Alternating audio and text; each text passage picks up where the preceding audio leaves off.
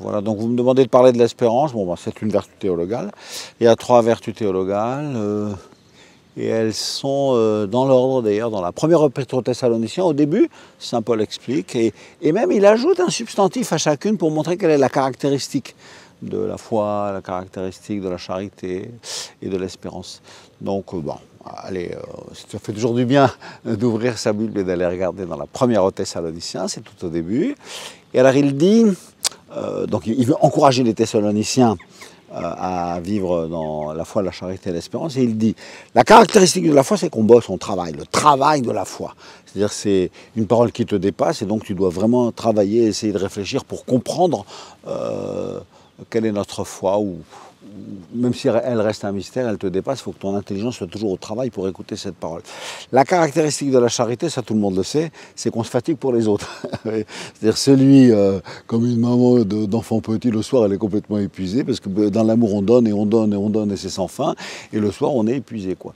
Donc la peine, la fatigue, voilà, c'est joli. Quand j'aime beaucoup quelqu'un, on ne ménage pas sa peine, comme on dit, voilà, c'est joli. Et la caractéristique de l'espérance, c'est hypomonée. Hypomonée, c'est un mot grec qui veut dire la ténacité, la constance, on tiendra. C'est-à-dire les circonstances vont être difficiles, vont être désagréables, vont être effroyables. Je ne lâcherai pas l'espérance parce que je suis sûr que Dieu continuera de veiller sur moi. Ça, c'est beau. Ouais. Le propre de l'espérance, c'est pas que les choses vont aller mieux, c'est pas ça. C'est que, en fait, tu tiendras là parce que tu es sûr que Dieu ne t'abandonnera jamais. Je vous raconte une histoire. Quand je suis allé à Mossoul, Ninive, là, donc au moment où Daesh avait complètement envahi la ville, j'étais avec le patriarche Sako, et donc à Bagdad, on avait réuni toutes les familles qui avaient été expulsées de Mossoul. C'était extrêmement violent, ça avait été fait de manière assez brutale, quoi. Et donc les gens pleuraient, etc., etc. Et donc lui aussi il pleurait, parce que lui il avait grandi à Mossoul, d'où il avait été expulsé 3 fois dans sa jeunesse. Et tout d'un coup je vois qu'il se lève et qu'il dit « Arrêtez, vous êtes en train de faire un péché de désespoir !» Alors je me dis « Ah bon ?» et il leur dit « L'espérance, c'est pas que demain ça ira mieux. L'espérance, c'est que de toute façon, Dieu ne vous laissera jamais tomber. » Je trouve ça superbe. Et après, il dit, le soir du jeudi saint, si on avait dit à Jésus, demain ça ira mieux, demain, le lendemain, il était mort sur la croix, ça allait pas mieux. Mais lui, ce qu'il savait, c'est que jamais, jamais, il ne serait abandonné par son Père. Et un des derniers mots qu'on entend sur la croix quand Jésus meurt, c'est « En tes mains, Seigneur, en tes mains, Père, je remets mon esprit. » quoi. Il remet sa vie. Alors ça, c'est la caractéristique de l'espérance. Parfois, on confond espérance avec optimisme. Ce n'est pas de l'optimisme. On ne te dit pas que les choses vont aller mieux et pour le mieux. Vous voyez, il y a quelque chose d'un peu naïf, béat, stimulant peut-être, je suis d'accord, mais un peu mensonger aussi dans l'optimisme résolu. C'est sûr que demain ça ira mieux, c'est pas sûr. La caractéristique de l'espérance chrétienne, c'est que j'avancerai dans la vie. Il y aura des moments de grande joie, de satisfaction, de rencontres, enfin bon, de lumière, mais aussi des moments d'épreuve. Et quand je suis dans l'épreuve, c'est difficile de tenir, évidemment, c'est beaucoup plus difficile. Et continuer d'avancer dans l'espérance, ça veut dire, actuellement, je ne comprends pas bien ce qui se passe. Je vis mal ces événements, je suis l'objet d'attaques, etc., etc. Mais la seule chose dont je suis sûr, c'est que lui, il ne me laissera jamais tomber. Ça, c'est fondamental. Voilà ce qui est vraiment la caractéristique de l'espérance. C'est une vertu théologale, vous voyez. C'est-à-dire, si tu as Dieu qui habite en toi, tu crois à sa parole, c'est la foi. Ensuite, puisque Dieu est amour, et bien cet amour, tu essayes de l'accueillir en toi et de le partager avec les autres, et tu te fatigues pour les autres. Et puis ensuite, c'est qu'il y a un royaume où tu es attendu. Il y a une place, je m'en vais vous préparer une place, a dit Jésus, et ça c'est ton espérance.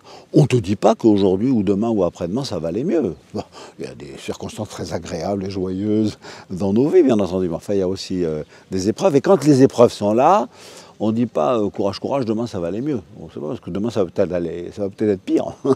Mais ce qu'on te dit, c'est que tu peux être tranquille, lui, il ne t'abandonnera jamais. Toujours, tu resteras sous sa bénédiction, dans sa main, sous sa protection. Ça, c'est vraiment l'espérance chrétienne.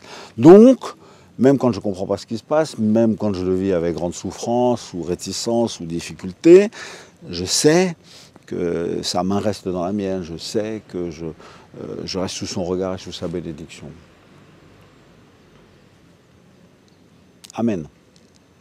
Est-ce que vous pouvez nous parler d'un personnage biblique Alors, Un personnage biblique qui caractériserait l'espérance.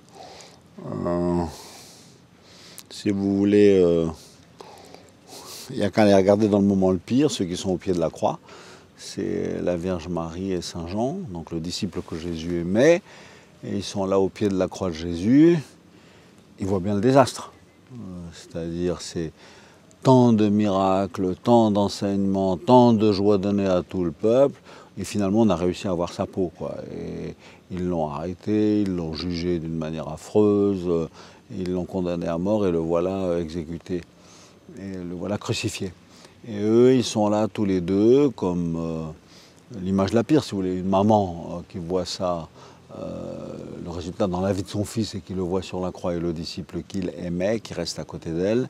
Donc c'est une souffrance absolument effroyable. Et qu'est-ce que c'est l'espérance?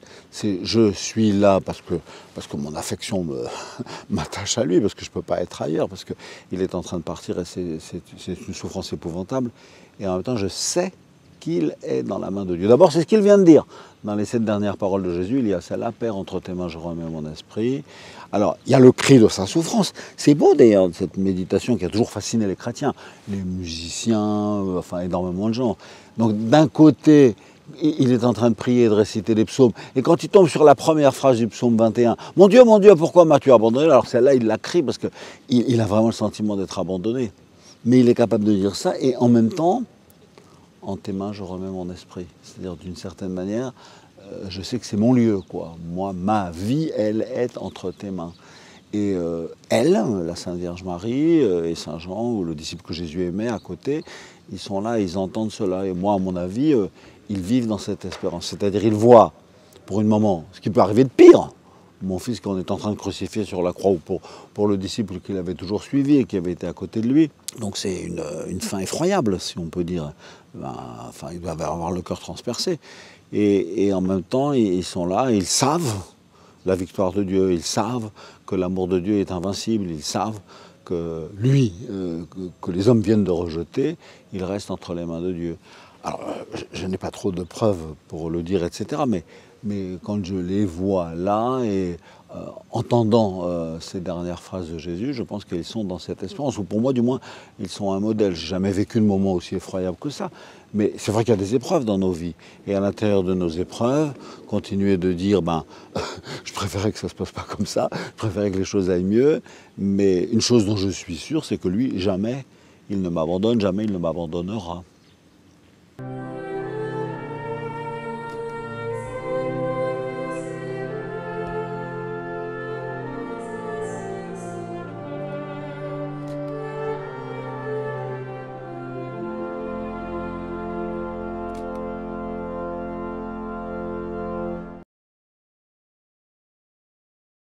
Moi, je m'appelle Philippe Barbarin, je suis l'ancien archevêque de Lyon et maintenant je suis aumônier chez les Petites Sœurs des Pauvres, à leur maison généraliste à Saint-Pern. Saint-Pern, c'est le centre de leur congrégation entre Rennes et Saint-Malo, dans le diocèse de Rennes.